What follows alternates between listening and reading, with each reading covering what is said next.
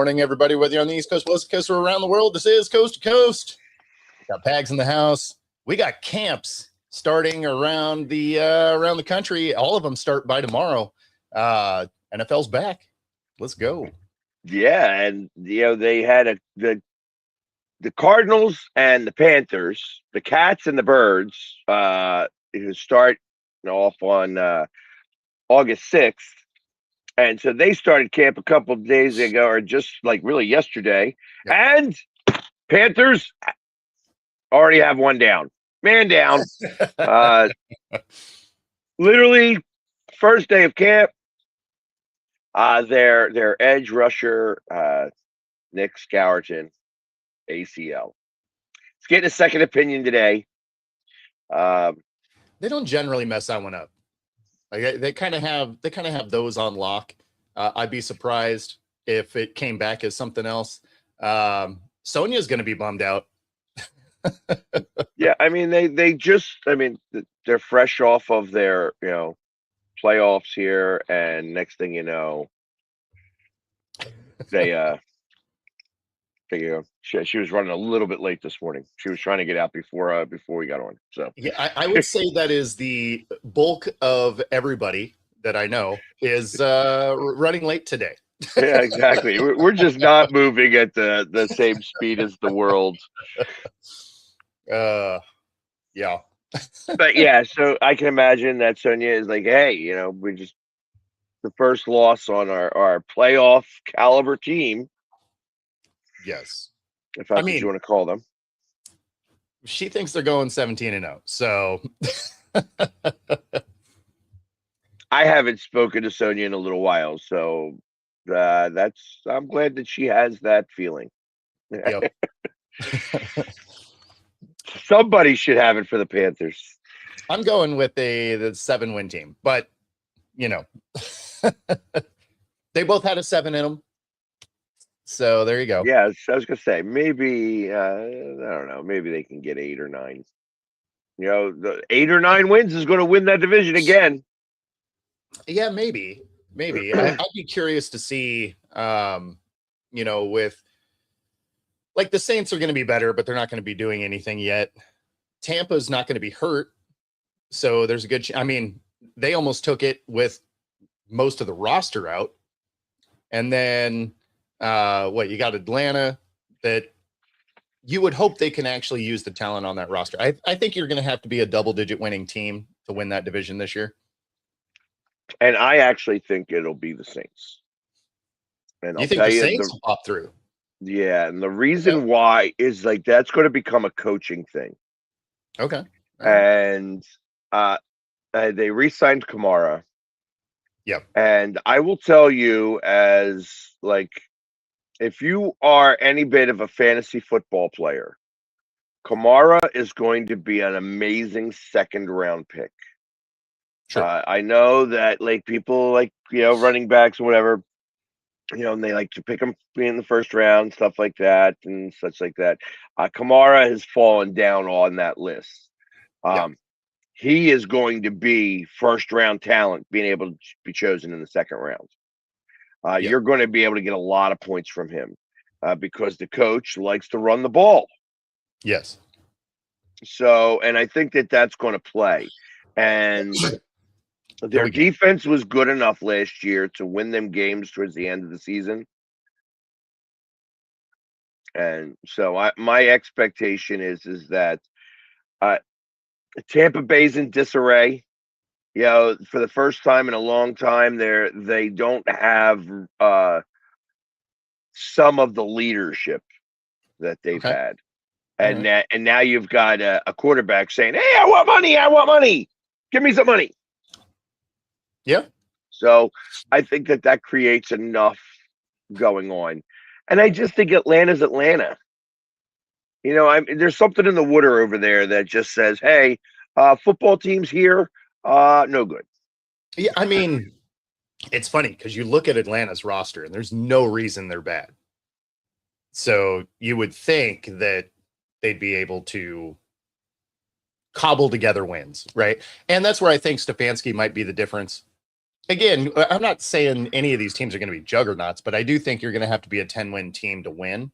Now, if you think the Saints are the ones that punch through, I mean, because they were all within a game, right? 3 of them had a tied record and 1 was 1 game behind. So Right. It's not like any of them ran away with it last year.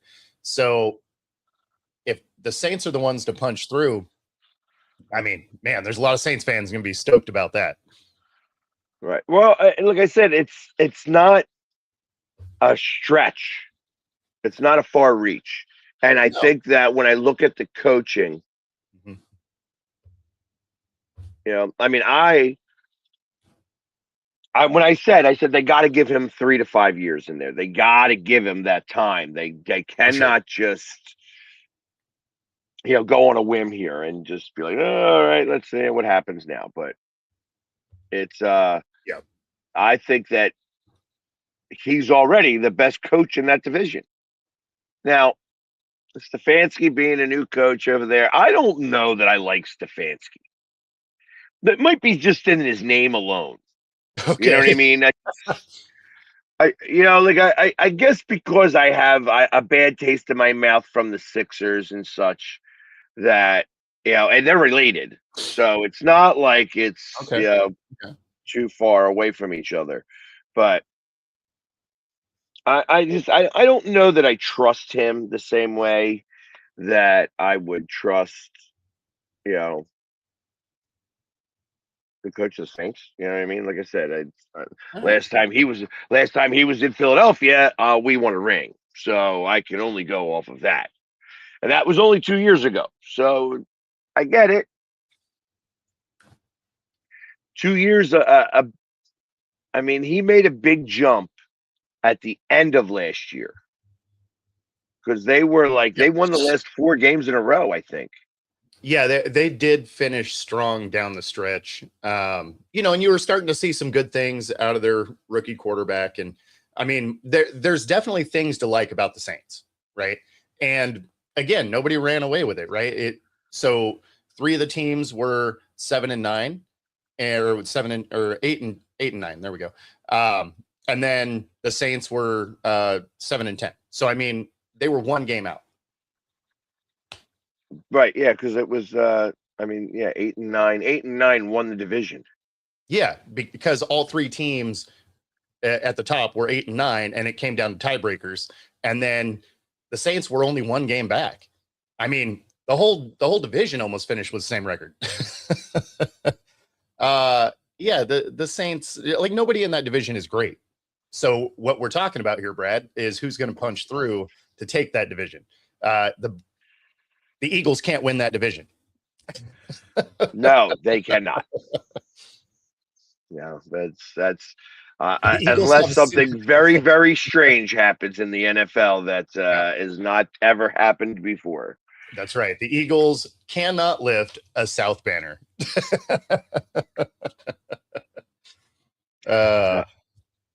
Mendoza signs for 4 years, $57 million. Gets his money. I saw a Seahawks sign the other day.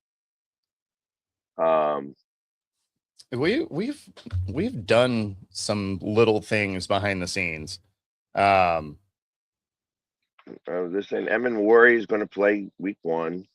Yeah, so there was a lot of talk about him being on the PUP list, and I guess for our viewers, the PUP list before the 53-man cut doesn't actually mean anything. So when you are talking about during, if you're on the PUP list and you have your roster, you're entering, camp, or preseason, you have to miss 4 games. That's part of it.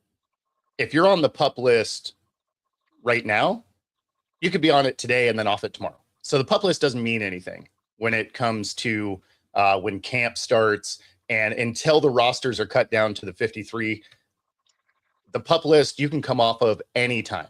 So actually, what it does is you're allowed to only bring 90 people into camp unless you're on the pup list. And if you have 4 people on the pup list, you can bring 94 people into camp. well, no, you can, but I mean, you can also come off of the thing at any time. So Right. it's not like one of those where, oh, he's on the pup list, now he's going to miss time.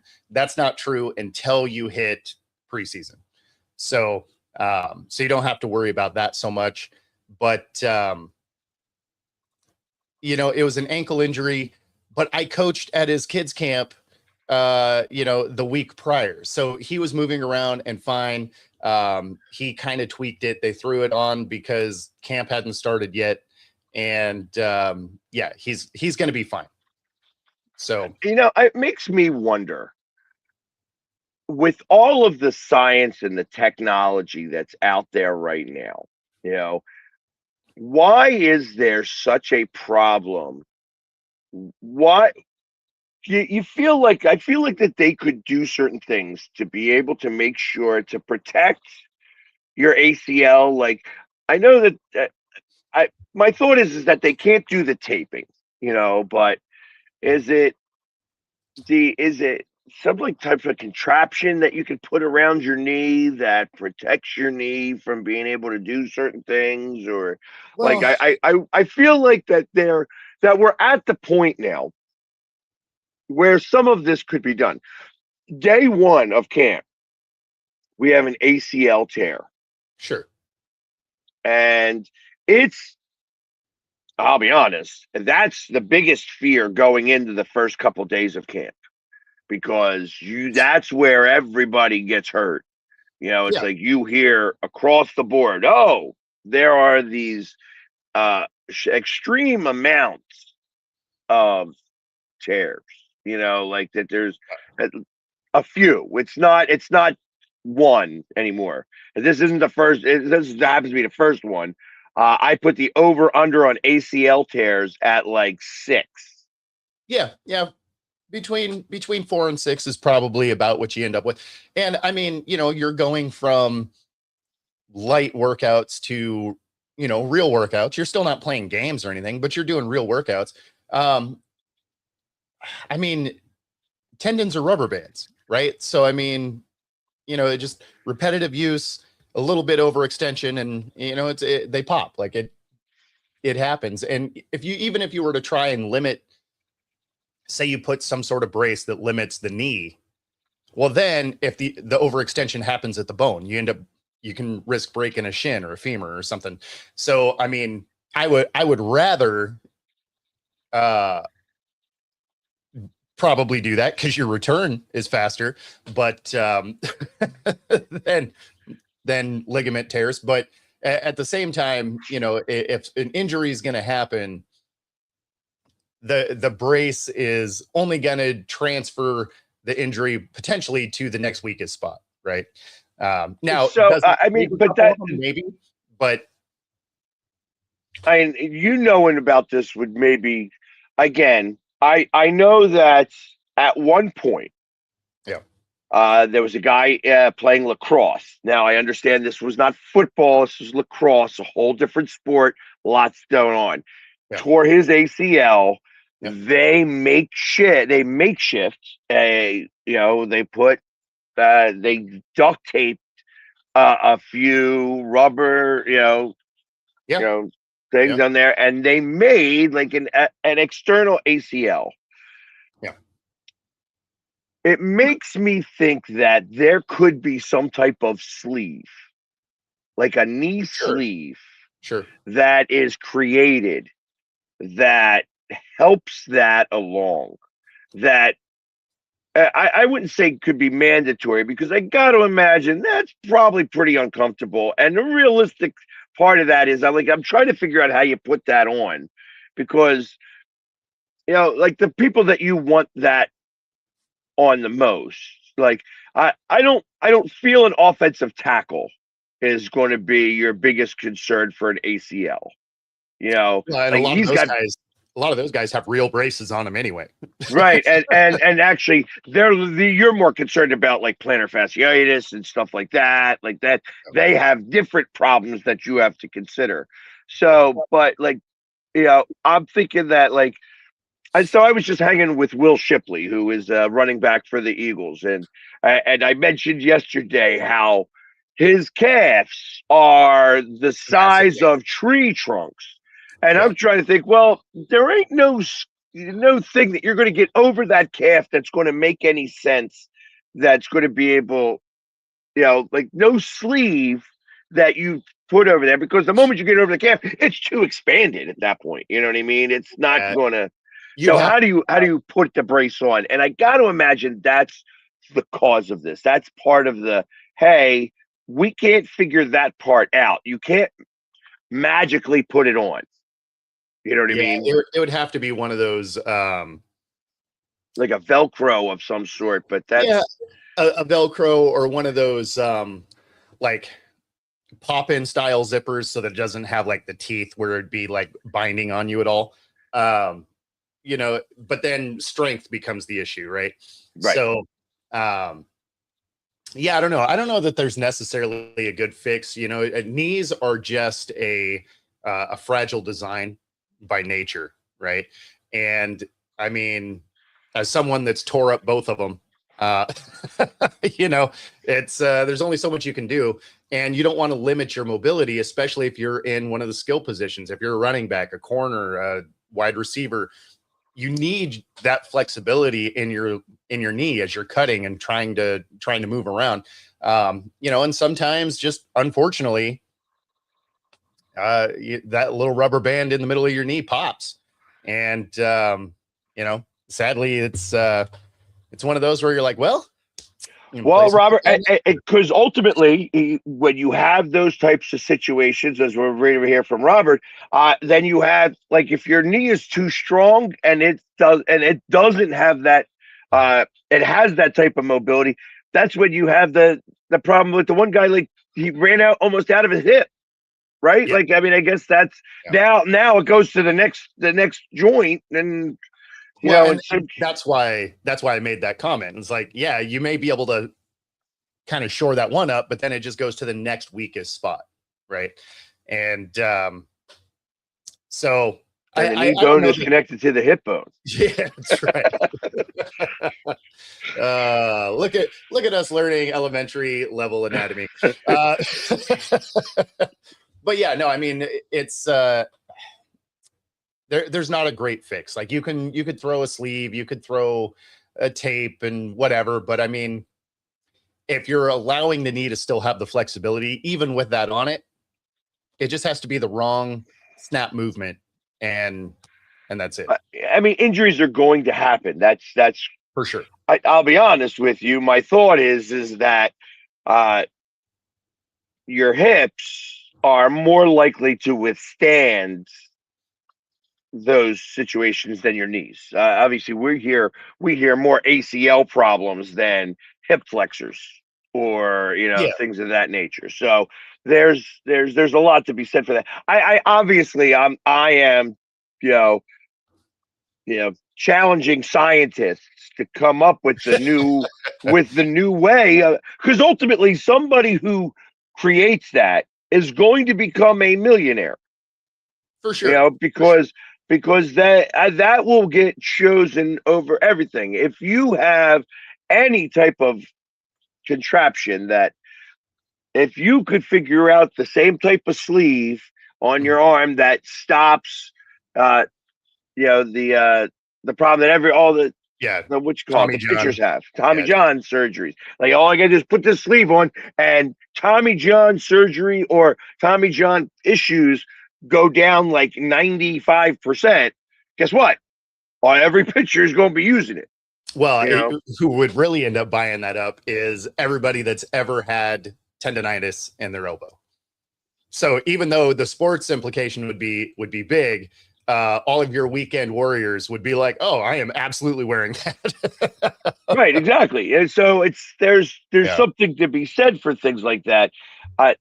And let me tell you, I'm sure that there are some people much smarter than me that are already thinking about this in ways that's, Oh, sure. Of course. I mean, and naturally, this segment is brought to you by WebMD. and you all have lupus, because that is what it all comes down to with WebMD. There you go. No wonder why we're all late this morning.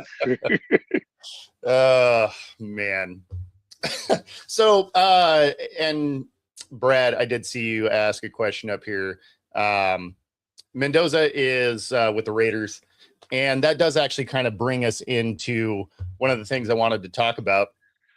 Who are some guys that are going into camp, whether they're rookies or not, that you're kind of excited to see or want to see how they're going to fit with their teams? You know, it doesn't need to be the Eagles. Just around the league, whether it's a familiar face in a new place or if it's a rookie that you know, you're interested to see what it is they're going to look like. You know, the first one for me here in Seattle is our running back, right, Jadarian Price, and a big piece of that is he's coming from a tandem back system. We picked him 32nd overall. He wasn't the number one guy in his own program, right? Now he had a generational guy in front of him, so you know, you can credit that to some degree in Jeremiah Love, but he's going to have to come in and be the guy, right? So you also have the big shoes to fill in Kenneth Walker being the Super Bowl MVP. Nobody's going to remember that he was losing his starting job to Charbonnet throughout the season. Everything they remember is he had a good run through the playoffs. So he's going to have to come in and be that guy. I'm curious to see what he does as camp really starts to kick off. Yeah, Yeah, and exactly, Rob. You want to see what Walker's going to look like in KC, because that's also going to be interesting. I think that going off of what you were just talking about there, the second running back, when you got Love, who was the number one, you know, it's like, and he was, you know, like I said, far and away a much better running back. But then I think about that with Saquon Barkley, and you know, then we had Sanders, who was underneath him, and the Eagles took Sanders, and Sanders was great for a couple of years, you know, and ultimately he wasn't Saquon Barkley, you know what I mean, and ultimately Saquon Barkley got us that, you know, the ring, and Sanders was a good fit for the time, and then, you know, had to move on. So I kind of liken that to the same type of situation. I feel that you probably have somebody who's got a lot in the tank because he was behind somebody who was used a lot more frequently than he was. And you know, if he's got, you know, if he's 85% of what Love was, that's 100% of a lot of people. You know what I mean? Well, like, that's still no question. And I mean, once Charbonnet comes back, he is going back into a system that he's used to in splitting reps, right? Because then he would be that secondary guy. So, yeah, and that's exactly right. He'll have Charbonnet, but Charbonnet doesn't start the season, right? He's going to miss a little bit of time. And so he's going to have to be the guy for, you know, a few weeks at least. So I'm very interested to see how he looks in camp. Certainly once we get into preseason, because even if Charbonnet was healthy, he's going to get all the reps. So those are the types of things that, you know, I'm looking for as far as that for the Seahawks. But I mean, there's a lot of guys around the league that are interesting going into camp. Right. Another one that I was looking at is Carson Beck is going to be interesting, right? Because you have Brissett basically finding his way off that team, right? I mean, I want more money. Dude, you won one game. Like, calm down. Did you look better than the nothing that was going on there before? Sure. But that's setting the bar on the floor, right? Like, that's not like, oh, I achieved a thing. It's like you won one game and you looked okay. Like, I don't know that that warrants holdout money. So if you're Arizona, are you saying, you know what? We have Minshew, we have Beck, we have some weapons, we don't have an offensive line. And that's where I think Beck becomes interesting because he's a big kid, right? He's like 6'5". He makes good decisions when he has protection, right? The problem with him is his decision making drops way off under pressure. Well, he's going to be under pressure a lot, certainly playing games within the division, because the defenses that he faces here in the West are no joke. So will he be able to, through camp and preseason, get used to running for his life? Because he's going to do a lot of that in Arizona. On their draft board, they only ended up with what I think they took a guard in the second, and then I think that was it. I think that was the only offensive line acquisition they did. And it was a line that was not very good. So if you're looking at a guy that struggles to process a defense when there is pressure, man, he's going to get a lot of practice to overcome that. Yeah. And yeah, Kyler Murray in Minnesota, that one's going to be interesting too. He's still going to stink. Agreed. Agreed. They have a better offensive line than what he's coming from. So, and they do have good weapons. Do I think he's the guy? Not really. He hasn't shown us he is. He showed us that he can win like 7 or 8 games, even in a row, and then fall apart. Well, we'll see. We'll see if that makes a difference over there, because they had a quarterback who won them a lot of games, and of course just lost one playoff game, and you guys said, nope, get going. And then of course he won a ring. So yeah. Well, and JJ was obviously awesome. So there was that. Yeah. Yeah. Do you think JJ starts his coaching career very soon? I mean, I think he gets through his rookie contract, right? I don't think they're like, well, turns out you're not very good, man. I think he's one of those players that he's going to be injured enough that he'll get through his rookie deal. Someone will take a flyer on him. Like he'll quietly last. He'll be the clipboard. He'll be the clipboard king. Yes. Yeah. Like he'll quietly have a decade in the league without having any real impact. Who knows? Maybe he comes out. Well, because he's good. Like it says, it's so funny that I put it that way, though, I guess, because they're like, hey, is he going to start his coaching career? Because really, that's what you're doing. You are becoming a coach when you are a career backup quarterback. Sure. That's you are learning how to become a coach and an offensive coordinator, and you start working with offensive coordinators, and you start figuring out how to scheme offenses beyond just at the line of scrimmage. It's like you're kind of, yet ultimately when the offensive coordinator and the quarterback are simpatico, that's when you take whatever scheme we got for the game and you implement it on the field, and you're able to make appropriate changes when doing that. That's what made Peyton Manning such a great quarterback. Peyton Manning wasn't a great anything. He wasn't very fast. He was a chess player and understood his, I mean, you could say the same thing about Brady too, right? 100%. Neither one of those guys were athletic marvels, but they were incredibly smart. Correct. Same thing with Joe Montana. You know what I mean? He just was able to, like I said, I watched him score 4 touchdowns on the Eagles. I'll never forget that. It's probably my most remembered game at the Vet. And we lost that game. And I watched him score 4 touchdowns in the end zone I was sitting in 5 minutes and 47 seconds against the gangrene defense who had sacked him like 9 times that day. Yeah.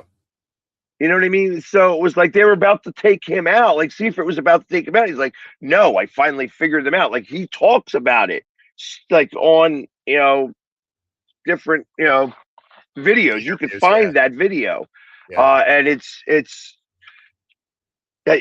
amazing when you see that type of greatness.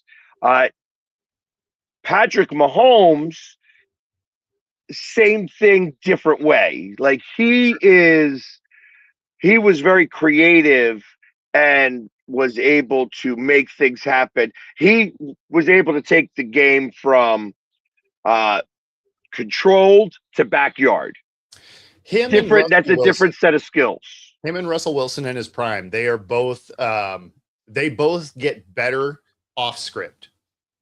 Like they're good on script, right? Like they can run an offense, but when it breaks down, their ability to extend plays and find guys, that's what makes guys like Wilson and Mahomes special in that way.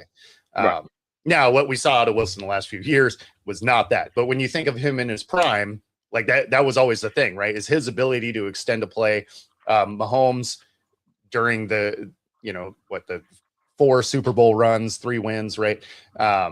Was exactly those types of things, is his ability to extend plays when they broke down. And that's where he would have this falling to the ground, ball almost touching the field and completing it for a touchdown. Those types of plays, not every quarterback can do, right? So now none of those things are going to happen in Minnesota because neither one of those guys are that guy. And they also don't seem like they particularly like each other much. Been like with Kyler so far? It's just like 2 guys in a classroom. He sits on one side, I sit on the other side, and it's the coach's responsibility to teach us and coach us. Is there any awkwardness like between you two? Awkwardness, it's just like the same feeling, when you're in high school and there's another person on the other side of the room. That's just kind of how it is. So I wouldn't say there's any awkwardness. How's your relationship with JJ to this point? It's been great. Obviously, I know he's a younger guy, so any way I can help him. Obviously, I feel like I've played 7 years now, going on 8. So I'm considered a veteran, even though I don't see myself as that. Give him any knowledge that he needs. Again, we're both competitors, and I know we both want what's best for the team. Has he been receptive to hearing criticism? Of course. Yeah, he's overly receptive, and he's always communicating, asking questions, stuff like that. So it's been good. Well, let's face it. I will say 100%. That's the difference between somebody who's been in the NFL for 2 years, 7 years, and one that's been in for 7, 8 years, and knowing how to listen. I'm not going to throw the kid under the bus. No, for sure. Obviously, he's not happy about the fact that he lost a position to me.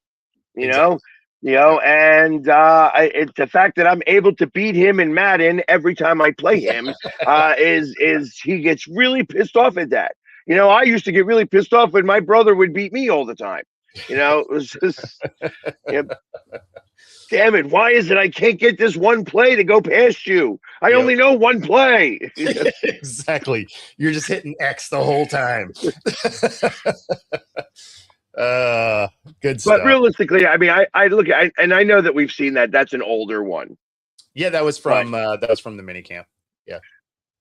There's a piece of me that thinks that, like JJ McCarthy is downplaying that a little bit more than it is, and he's upplaying it a little bit more. It's somewhere in the middle of that. You know what I mean? Yeah. Because I got to imagine he's like, whatever. He doesn't really help. He's just another guy sitting in the classroom. Well, the truth of the matter is that JJ has a question about it, and he's able to answer that question. Although he may be answering the question, and the offensive coordinator saying like, yeah, he's right.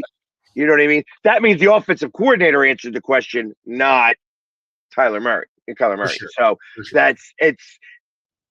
it's amazing how, because I feel like that is the difference between the 2 generations, and they're only a couple of years apart. That's the 2 generations and how they're dealing with life in general. No, I'm with you there. And Rob, you're right. Coaches in new places also going to be very interesting. The Raiders as a whole, is going to be interesting. Because you want to see what Mendoza can be. You want to see how Kirk Cousins fits into that. Obviously, coaching is going to be something to take a look at. The Raiders do have some pieces. They happen to be in a division that doesn't matter, but but they do have some pieces. They could be interesting. They're not going to win, but I think the Raiders and the Giants are kind of similar in the way that they'll be a fun watch. They're going to have games that you're just like, okay, they're kind of figuring stuff out. And then they're going to have games where you're like, what are you doing? I think they both have that kind of element to them coming into this season. I think they both are going to stink. It won't matter. No. Yeah. That's why I said they're not going to win, but they are going to be an interesting watch. Yeah, well, I mean, I don't know. Maybe a side quest was the playbook in one of the new games. Call of Duty, one of the side quests is getting all the pages to the playbook. This bunker has a page, and this bunker has a page. Hey, let's simulate an entire game via Madden with my playbook. Yes. That would actually that would actually be kind of interesting. Yeah. Special edition. I like it. Yeah, and I think everybody's watching this. I think even Pats fans, if they were being honest with themselves, would be on this also.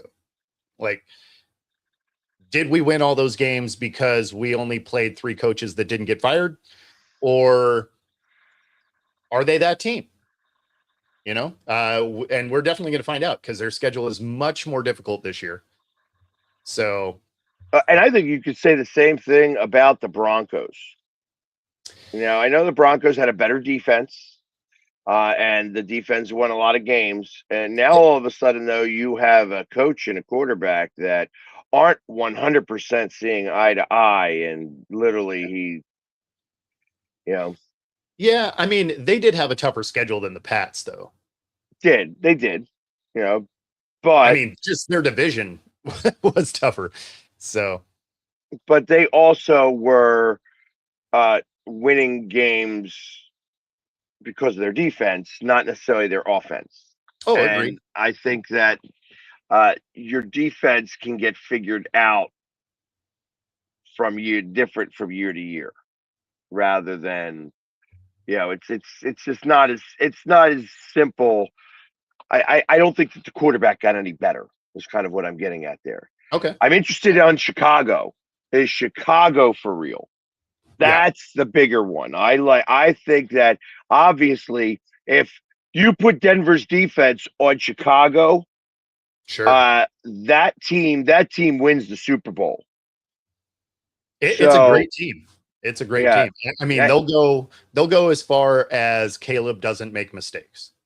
Like that's going to be the thing. Do you see Caleb Williams making that step forward?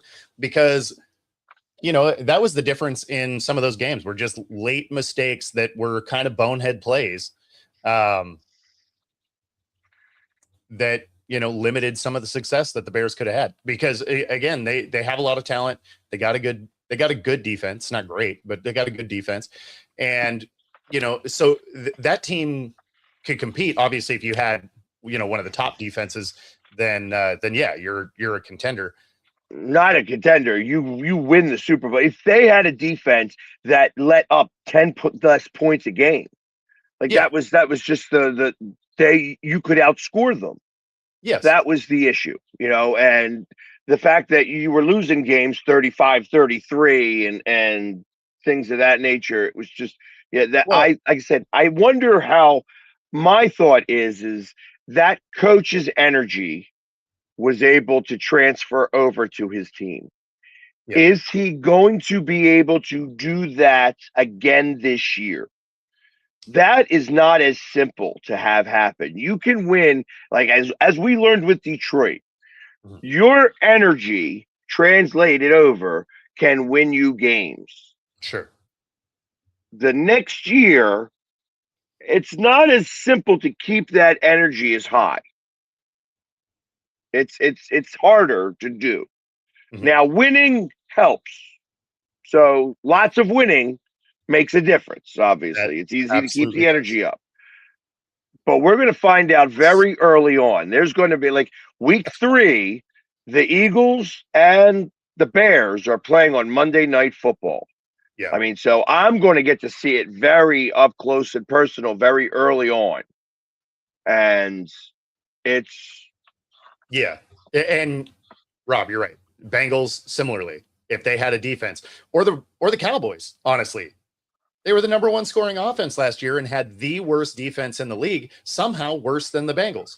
So, which is, wild. I like that Spence is, just wishing evil on AJ Brown.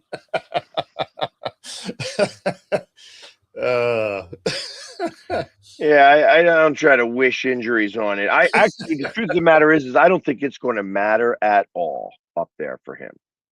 I think that AJ Brown is AJ Brown, Sure. and he's not a bad teammate.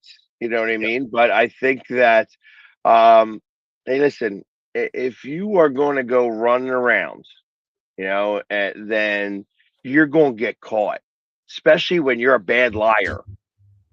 And Yeah. that's ultimately what happened. When you need your teammates to get your back about something that has nothing to do about football, you're creating your own issues.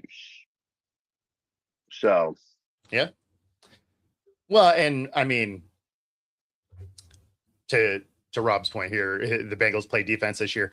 That was one of the players that I'm curious about in this in camp starting is Cassius Howell, right? Now, great player, Texas A&M. Trey Hendrickson leaves, so he's going to get all the opportunity in the world to prove that he can be the guy, right? And tons of great attributes, right? Like he can absolutely be the guy. The problem is he's going to be the guy because they didn't do what Dallas did and go use just about every pick of their draft to shore up a defense. They picked a defensive player. They go and grab an edge guy. Now, going to be impactful. They're talking about, his comp is being Thule from the Chargers, who has continually gotten better over the last couple of years since he got drafted, also a 2nd-round pick. So, I mean, there's tons of things you can like. The problem is a defense isn't one guy, right? And when you're looking at the Bengals, they go get him. They sign some lower-level guys. It still doesn't say they're going to have a great defense to me. Now, will it be better than last year? Sure. But again, that's not saying a whole lot because it was the Cowboys at 32, the Bengals at 31. So, I mean, if you take a sizable step forward and you're still in the low 20s, are you better than you were? Sure. Does that mean you're going to win a lot more games? Absolutely not. So, it's, do I like the kid that they signed? Yeah. Tons of talent. Is it going to matter in a vacuum where you're there with a couple of other decent guys and then nobody else? Man, there's 11 guys on that side of the ball for a reason. So if there's 2 or 3 of you, you're still going to get barbecued a lot. true. So, And I also feel like we would be remiss if we didn't mention the fact that we are all interested to see who is going to quarterback the Browns. right? I mean, I feel bad for their rookie receiver, Concepcion, because, I mean, who's getting him the ball? That's another kid, tons of talent. And I would bet in camp he's going to look amazing, right? Because ain't nobody hitting each other. You're in shorts and T-shirts. Everybody looks awesome. Throw some pads on. Who's throwing the ball? Because receivers, if you're a running back, you generate your own offense. When you're a receiver, you kind of need that dude to get you the ball first. So I don't know. I'll be interested to see how he does. But man, the biggest question for the Browns, who's playing quarterback? And then moving forward, do you even have your quarterback of the future on this roster? Well, that's another question. And since we talked about it yesterday, I like that and he just ended Sanders' chance right here. there it is, yeah.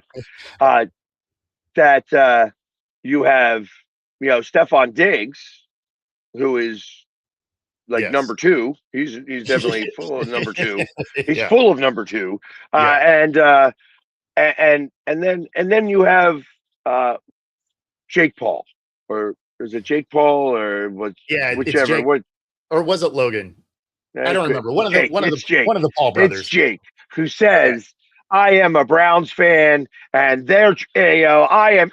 The NFL is interested in me. It's That's me, a me, receiver. me. I'm going to be WWE and an NFL wide receiver because I am just athletic, and NFL players are just mediocre at best." I hope he gets a shot. I hope so too. I want real NFL players. Like I have thought about this a lot. I'm like not, but I wear the pads. I am 53 years old. I actually have some girth to me. Like when you push me, I'm not soft in any way. I would love one time to just do a thing with an NFL player. I want to just go at it one time with an NFL player and know exactly how. Like I just want to feel the power, kind of. You know what I mean? Like Yeah. I'm not interested in trying to get hurt or whatever. I want to do that. I'm not going to tell them that I'm going to beat their butts and that they're mediocre beforehand, though. I know that this guy is athletic. He spends a Yeah. lot of time in the gym, and he was able to go from this skinny little runt of a guy who watched YouTube to becoming a pro boxer who got his jaw broken by, the ex-heavyweight champion. Yeah. Those are the things that I wish that jaw was still wired shut, because it sounded a lot better when things were going on that way. But you want to talk about that? Listen, I appreciate that you put in the time and the effort and the work to go ahead and be at the athletic ability that you have currently. Yeah, I mean, you can't discount that. As annoying as him and his brother are, Right. He's boxing, his brother's in WWE, and you can't discount the work that they put in to get physically in shape enough to do both of those career paths. So absolutely, they've gone from being YouTube influencers to actually being able to compete in these two arenas, be it whatever level you want to give them credit for. But, at the same time, you had to put yourself in that situation. That being said, I feel like they are like Jerry Jones, where I wish they would just shut up all the time. So I am hoping they do give him a shot. And the fact that you want to play receiver that's out of all the spots, like I would have thought maybe tight end. Tight end would make sense. They're big, right? They're tall. Right. Like it's like, okay, you can block some of these guys. You would find out what that's like. I mean, it's like you have fast hands. That's what a good tight end is. So a good tight end is going to be able to get the block in and then go run a route or do some of those things. So there's some of that could be utilized one way or the other. And listen, if you are good, if you can catch a ball, if you listen, they're going to. Him talking is going to possibly give him a shot. He'll get a shot, especially with a team like the Browns or the Jets or somebody that's just trying to create some buzz around their program. Someone will actually give him a workout. And it could even go as well as a Brock Lesnar type of thing, right? Right. Where maybe you make it through camp and you do some preseason games and whatever. Like you may actually get some of that. But do I think he can hang with an actual NFL team? Probably not. But I would love him to make the team. And then in the first real game, like he gets the opportunity to go across the middle and he gets smacked. I would love to see what happens next. See, that's where you want. And again, this is purely because dude's annoying, and I'm not wishing him injury from it. But that's where you wish that Lewis had Chancellor behind him, and they go and like. Well, no, but it's not going to take long for a shot like that to happen. It doesn't necessarily have to be Ray Lewis. You know what I mean? I get it. So Ray Lewis would be better. I'm just saying that type of hitter, right? So for Seattle, since we don't have Chancellor anymore, Emin Worry is that type of hitter. Right. You want somebody that's going to go out there and like be like, okay, you're coming across the middle. I might even get a penalty, but you know what? You're not going to come across the middle anymore today. Well, or like I just like the idea of like getting a full smack. I want you to get hit full speed, and then I want to see what happens. Because listen, I want to see you pop up with the same type of energy. You know, like you watch, you think of Travis Kelce. Sure. And it's that type of energy, like where he pops up and he's like, yeah, let's go again. And like that fires up the rest of your team. You would be able to do that. Yeah. You're you're a second and you're like on a knee for a second before you're popping up like that. It changes that whole thought process. You're like, and then the defense is like, okay, we got you. Let's go. It's like it's soft. Well, not only that, but you're like, okay, we've already hurt you. Let's go. Yeah, we've got now you're thinking about that rather than thinking about whatever it is, and then they start the alligator arms start to come out and whatever. Instead of catching out here, you're catching in here. That was always, as a DB, I absolutely loved to throw to the flat. Was one of my favorite things. It wasn't hard to defend, right? Like you weren't tracking a guy down the field or whatever, but that ball always came in high because they had to get it over the D end, right? So they're always up here catching the ball, and if you're playing, there's a nice bullseye right here. Well, when I played, because it's been a minute, you used to be able to put your helmet on them, right? So you'd get your helmet and wrap up, and your helmet would be just under their pads. You drive them into the ground, and you hear them go, huh, and then you hear the stadium go, oh, and you're like, yeah, all day, buddy. and then that's when you look at them after, may God be with you. And pat him and get back up and run back to the huddle. And then they're like, bastard. Oh, yeah, 100%. No, but it was great. Like you wanted that, and sometimes you would get a penalty for it, right? Like sometimes they'd be like, yeah, I mean that was a little excessive, but they weren't trying to catch any of those things where they had to really extend anymore. And so do you end up with a 5 or 10 yarder? Maybe. Most of the time not, but sometimes. And but it disrupted their game the rest of the day because they knew, man, this guy's close to me and his goal is to hit me. It's not to try and tackle me. Like he's trying to hit me. Yeah. And it's not just that. It's not during that series. It's the next series after they've sat down for a second and they feel they have to breathe and they feel the weights of the fluid that starts to go there because it's a little bit of a bruise and it's an ouch, quit it. You know what I mean? It's just like, damn it, that hurts. You know what I mean? So it's no, and again, we used to be able to lead with our helmet, right? So I used to gauge my season on how much other paint I had on it, and then you always knew you had a good game when you had the like spider web bruising on your shoulders under your pads. You're just like, okay, we hit some people today. Nice. I like that type of stuff. But yes, but I'm interested to see him get his shot and see how that is. How I want to see that. Well, and then that would give me a little bit more respect for you. Well, as an athlete in general. Not if somebody did it dirty. Not if somebody did it dirty. I don't want him done dirty. I want him done correctly, hard. I want him to pop up afterwards. That's going to give me the respect level for you. Like, that's what I want. You're talking about how these guys are mediocre. You're going to get targeted because of that.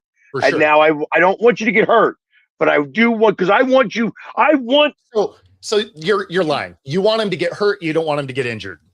right. Yeah, I want you to feel that. I Yeah. want you to pop up, and then I want you to say, yeah, that's mediocre. That's what I want you to do. I want you to have that same energy when you're on the field than when you're off the field. And if he can, he makes a team. Right. No question. 100%. Like if you take that hit, you get open, you take that hit, you pop up, and you're like, let's go. You probably make a roster. 100%.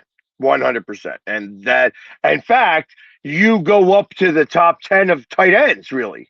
Probably. I mean, not that tight ends are bad, but it's just like, if you're able to take that, I mean, that's the difference between, the top 10 tight ends and the bottom 22.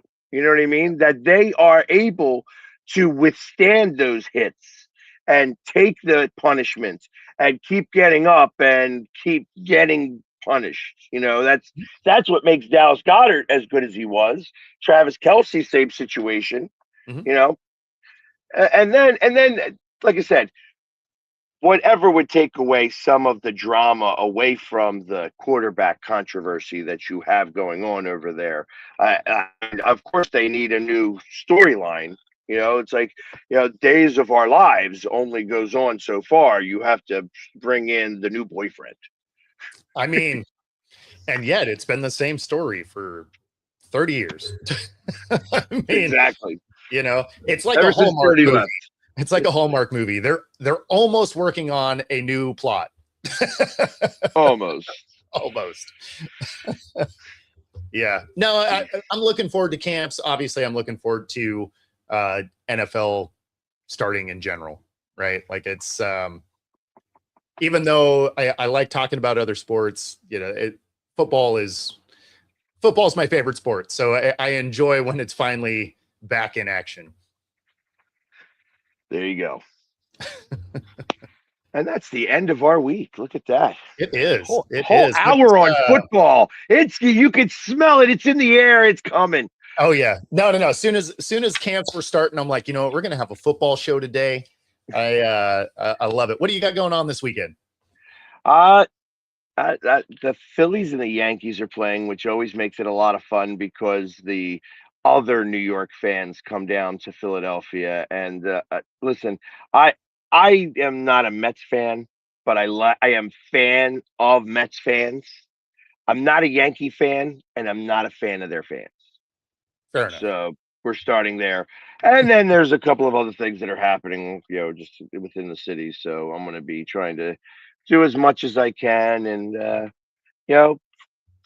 enjoy the nice weather because it's not going to be 200 degrees. I mean, that's a bonus. Yeah, for me, it's WNBA All-Star Weekend, so I don't have any games that I got to cover. But I am going to be covering the Torchlight Parade for Seafair here in Seattle. So if you're here in the Pacific Northwest, you happen to be down at the Torchlight, I'll be there most of the day. So come say hi. So the Torchlight, is that like the Chinese no. So candle lighting?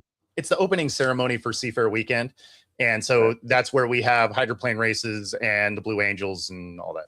Oh, okay. I didn't know. And I don't know anything about that. So yeah, cool. No, that's why I said if you're in the Pacific Northwest, because nobody else is going to have any idea what I'm talking about. But they reached out to me to cover the Torchlight parade and everything. So I'm going to be doing that. So awesome. There we go. Yeah, so we'll be seeing highlights of the Torchlight. Yeah, it should be fun. So perfect. And yeah, other than that, we do got to get out of here. If you are watching on YouTube or every other platform, be sure to like and subscribe. If you're listening on 97.3 ICU Radio, we got some smooth jazz to calm down your Friday. Get ready for all the action this weekend. We'll see y'all on Monday. Take it easy, everybody. Peace.